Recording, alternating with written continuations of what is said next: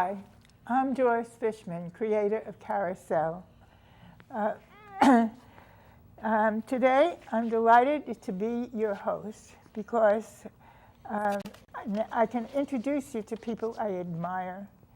And we have in the studio with us Tim Currie and Adam Currie, who are involved in a family business that's one of the oldest in Norwalk. Adam, could you tell us about what your job at Currie's? Sure. We actually opened up a mechanic shop a couple years ago to expand on what we already were doing at the tire shop. Mm-hmm. My job is actually to run the mechanic shop. I work, on cars as well. So we have the second location, and basically is an expansion of what Currie's is. Mm-hmm.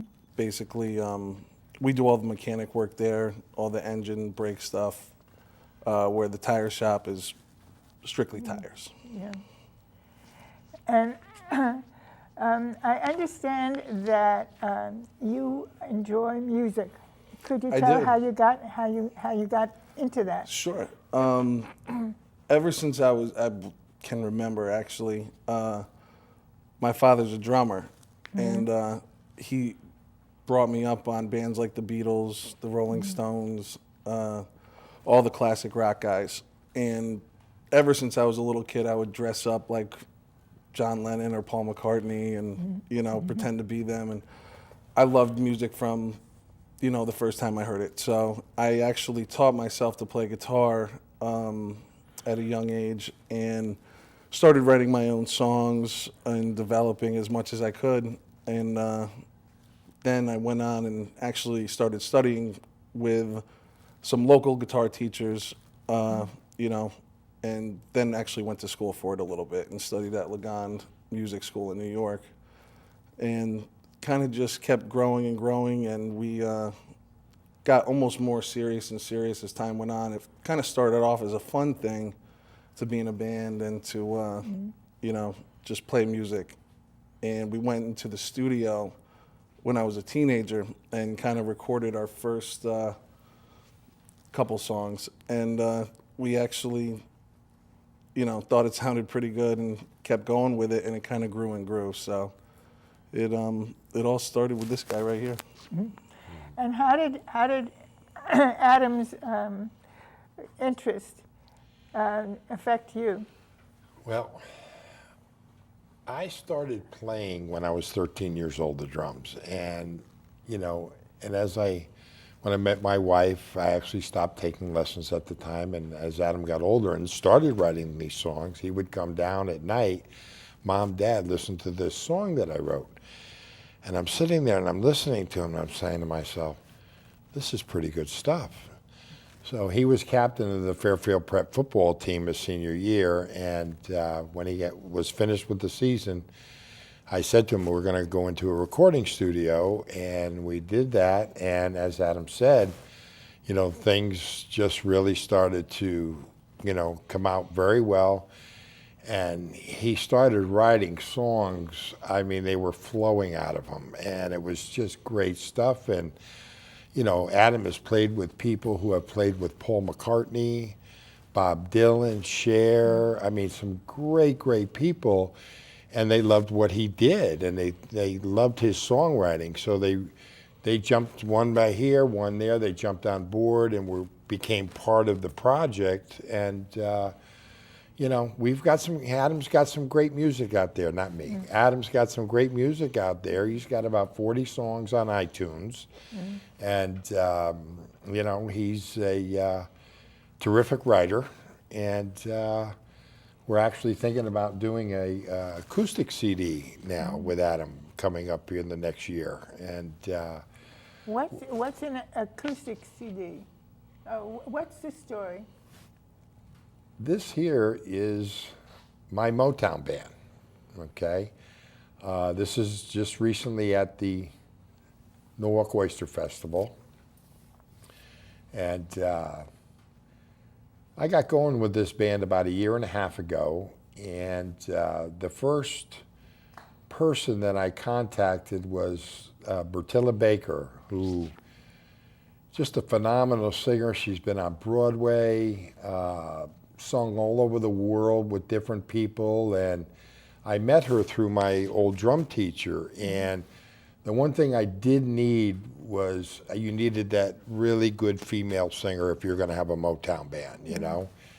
And I contacted with her, and she wanted to do it. She moved to Norwalk out of the city a couple of years ago, and she was the first one. And then Milo, the gentleman on the left there, he is a local fella, great soulful voice, you know, great soulful voice.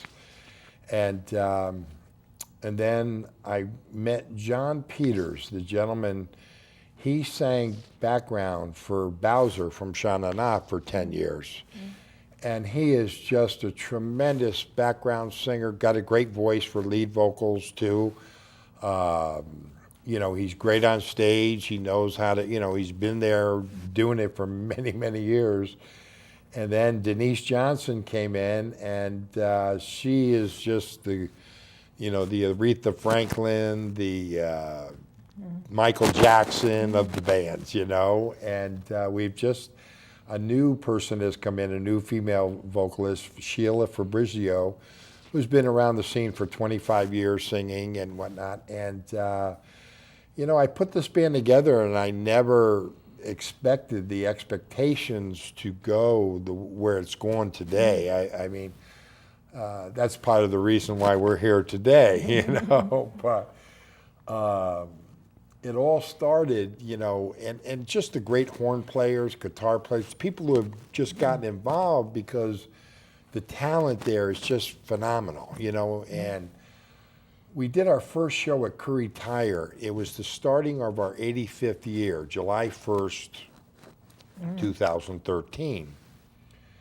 And I wanted to do something special at Currie's. And I said, well, I always wanted to put a band there, so let me put the Motown band there. And it was a great success. And just people, it touched people in a way where, all right, this is a great community event, you know, the hometown family business, you know.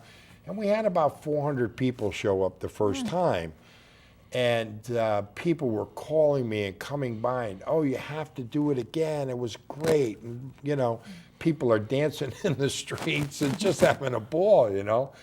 So I did it again in July, and it was another big success. And then the last time we did it was on October 5th of last year, and we had about 450 people show up that time. And it's really become kind of like this little special thing that's happening on West Avenue. And people, and then we did it again on May 17th in 2014, and we had about 600 people show up. It got to the point where it's gotten too big. I don't think we can do it on West Avenue anymore, which we might though next year, you know, because it's become a special event, you know. And you know, we're getting asked to play at a number of big festivals now, and we're actually going to go in and do a recording. I want to do a cover of Natural Woman. And Bertilla's going to sing it, and it's going to be great. We're going to do our own version of it, you know, and Carole King's song, and just have fun with it, you know. And so I'm looking really forward to that because I love the studio, you know. I learned to love it through Adam, you know. He, you know, with all the time I spent in the studio with him, it was just absolutely fantastic, you know, and just a great experience, you know, yeah. So I understand, well, your father just said that your music is on YouTube. And how is it, how many people come in and download it? We actually get quite a few downloads on YouTube and iTunes. We get actually a pretty good amount. There's been, with iTunes, the way we see it is actually you can tell by each song how many, and we've had thousands, for, a lot of the different CDs, some more than others, depending on what is kind of more popular on each CD. But we get quite a bit, more than I expected, to be honest with you. Because Well- again, we started out just to have fun, and well, it's nice to have it even better. it is nice. Yeah. And have you done any touring? Yeah, we actually. I was lucky enough to be invited to China a couple years ago and play for a lot of government officials over there, and they're wonderful people over there. I mean, they really, really love American music. So much so that the minute you get off the plane, you're kind of a rock star, just because, it's really cool. So I was over there for a couple days, and we did a couple venues over there. We did a TV spot, and was lucky enough to do a duet with one of their rising stars in China at the time, and it was a lot of fun. It was very cool, to see a different, a whole different world. And Yeah, it is. I've done traveling myself. Yeah, and I know, it's very cool. It's amazing. It is, and the nice thing, I mean, the two different, we're such different, people between, but music connected us in a way that, was just pretty amazing. There didn't need to be anything said. And what are some of your musical influences? I'm a huge Beatles fan. I don't know of any musician who isn't. They changed the world a couple times, really. So the Beatles was what I was raised on, but I'm a huge fan of the White Stripes, which is a little more current. But classic rock was what I started out with, so that's always stayed with me. But I try to be open to almost every genre because, music is art, and there's greatness in every part of it, So I could, if I'm writing a song or performing, there's, so many different people that are so great, that I could be influenced by at any given time. So it's hard to just keep it at one genre or one thing, but I'd have to say I'm a huge John Lennon fan. So he's always been one of the tops for me. And how would you describe your musical style? It's funny. I get asked that quite often, and it's almost hard to say. Even if I ask someone else what they think I sound like, they don't really know either. Again, just going back to the influences that I just mentioned, you can definitely hear a little bit of like British rock in it, just because it's so ingrained in my soul and what I do. But because I think I'm influenced by so many different genres, whether it be classic rock, hard rock, rap, whatever it is, I've almost been able to kind of gel them all together in a certain way, which allows me to go wherever I want, the freedom to do whatever I want with it. So it's almost a style in its own, really. But Do you have any gigs planned this year? yeah, we do. We have some things coming up. We're actually right now trying to put an acoustic thing together, which is a little bit more low key. It's not through amplifiers or the harder stuff. So we're kind of focusing on that. And a couple of the guys that I play with live in New York, so we will do some things in New York, in the city.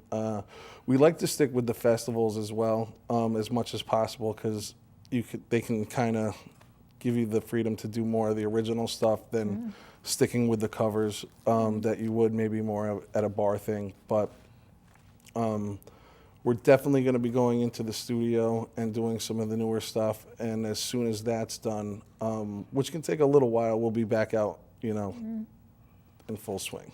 Oh, good luck. Thank you. It's fun to see growth. It is. It is. It's really fun. We just had a great time this past weekend at the Oktoberfest, which was in South Norwalk at Oyster Shell Park. Adam and I played together, which is tremendous for me. Yeah. You know, to be able to play with my son and just really have a great time, you know, and it's really special, you know.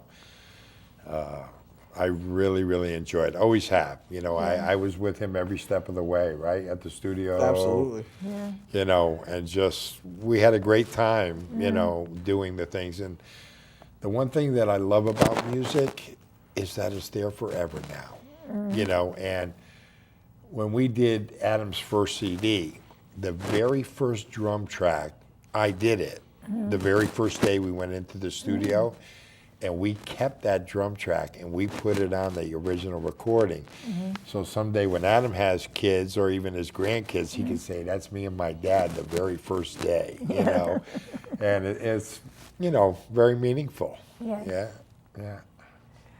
And how is your music going? It's going great. The Motown band is just really, you know, it's taken off in the area. You know, we've been fortunate enough to play, you know, in front of, you know, 1,000 people, 1,500 people, 3,000 people at the beach. And as you know, you saw us at the beach, right? That's how we met. Yeah. And so it's been quite a ride for me. As I said earlier, I never expected it to, you know, grow as it did. But when you have the talented people that are with me, you know, and I mean, as I've said before, just incredible.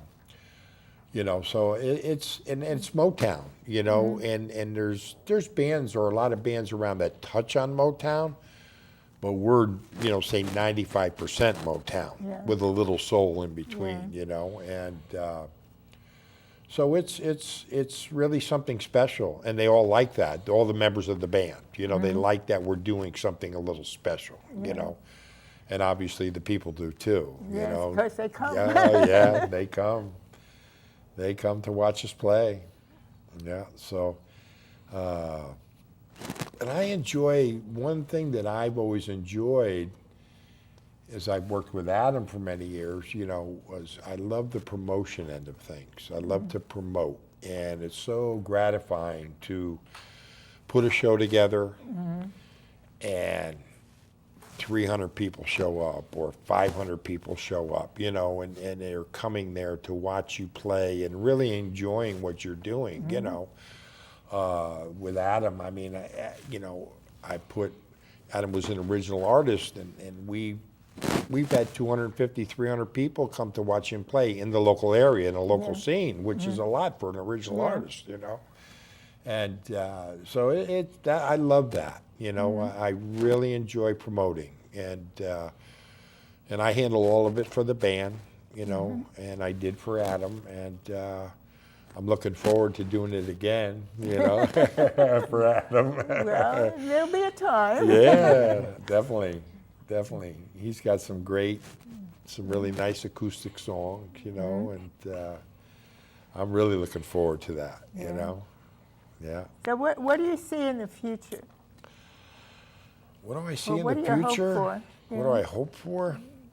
I would love for the Motown band to become a regional act, you know, where we would travel to some festivals, you know, throughout New York State, Massachusetts, you know. I would love to get it, you know, maybe play at Mohegan Sun, you know, or a few, you know, there's another, I think it's called Empire Casino in New York somewhere. I'd love to do that, and also to record too a few songs, you know.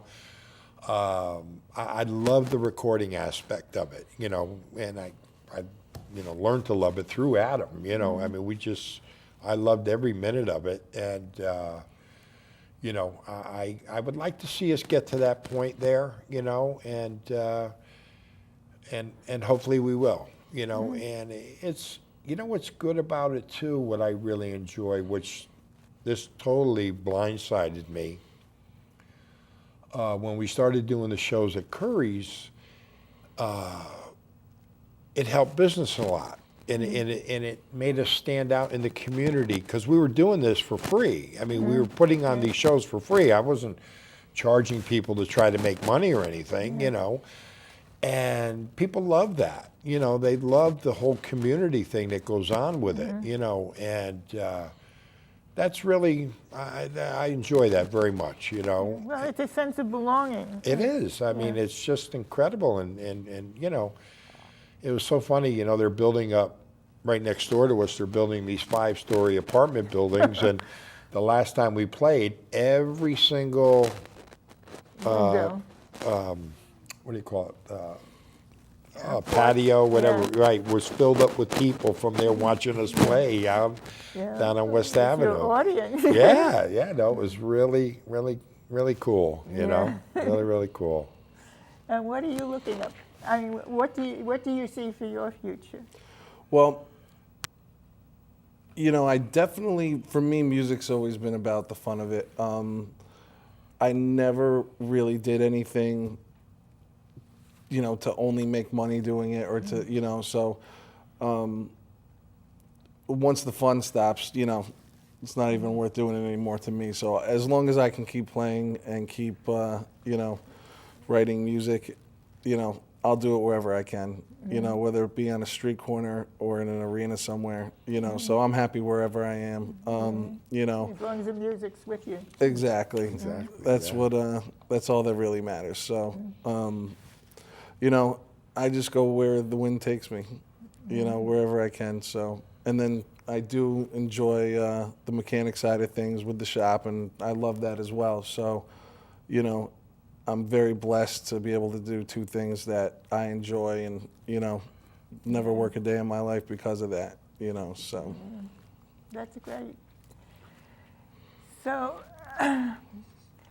tell me a story about music, or about the people that are in the audience, or, I mean, if you have all these people around, something must happen. Well, you know, it's a great feeling, and I didn't notice this while I was playing. These were the shots of people afterwards, you know, that people would put up on Facebook. And you would see people smiling. They were just so happy, you know, because of this great band. Yeah. And that, you know, when you're making people happy like that, that for me, it was there's a sense just, of pride. oh, yes. Or, you know, Satisfaction. people just, you know, standing up and giving you an ovation, or just really, really and truly enjoying themselves, you know. That for me is something that's very, very special, and I really enjoy it. I love to make people happy. Yeah, you know, I've been, Well, it makes you happy. yeah, you know, and you know, I've been waiting and servicing people all my life. You know what I'm saying? And it's just something I enjoy doing. You know, whether it's at the tire shop or playing some music. You know.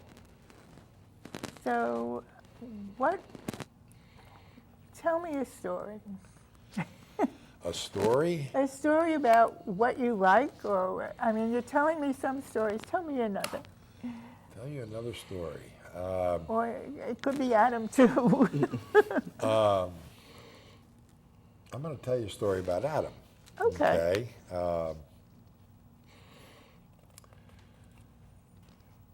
One of the things that was very gratifying, okay, was, and this was after Adam's first CD, there's two little things from it.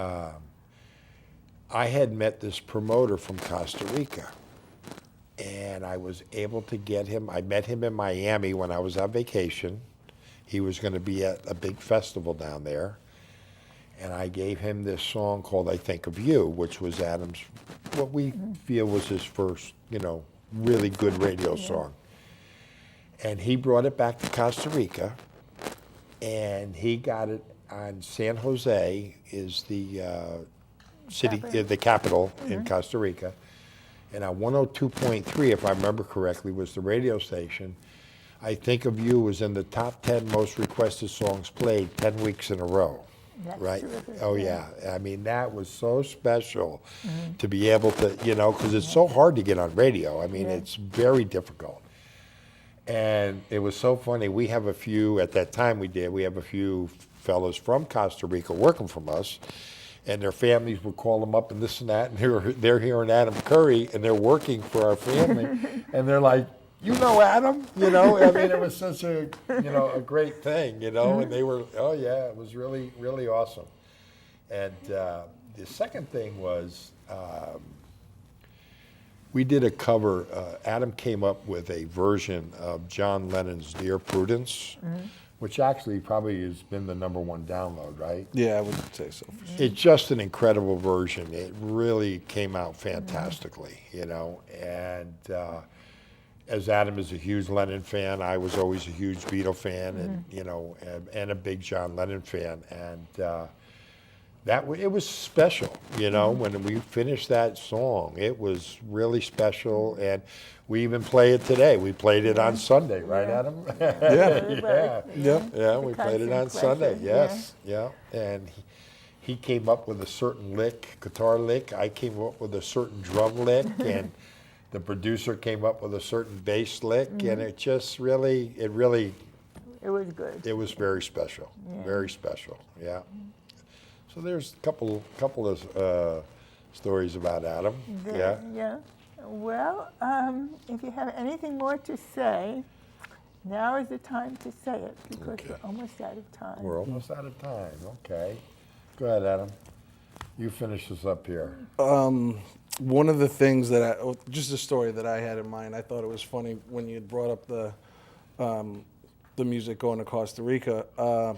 All the guys that work at the shop and at Currie's have always been very supportive of me. I mean, they come to almost everything I do that they can make it to anyway. And,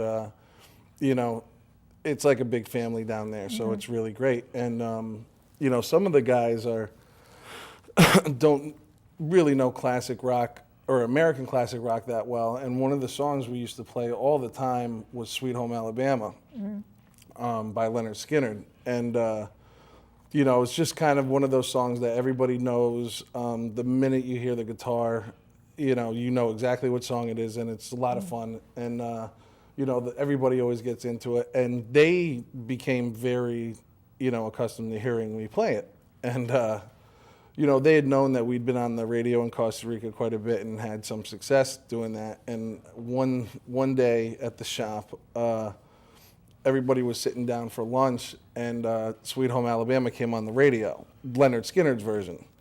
And one of the guys jumped up and freaked out completely and ran into the office and told my father that I was on the radio. He was thinking, he almost swallowed the fork that he was holding. But yeah, definitely was really funny the way, he just was so happy that, thinking that I was... signals. We're getting signals to say we have no more time.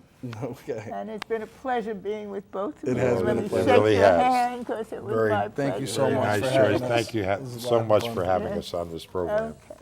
So I wish This will be another moment to cherish for the rest of our lives. Right, Adam? Sure. Yeah. Absolutely. well, and you'll see it. Yes, right. It'll be there forever. And I have to say goodbye. Yeah. So, and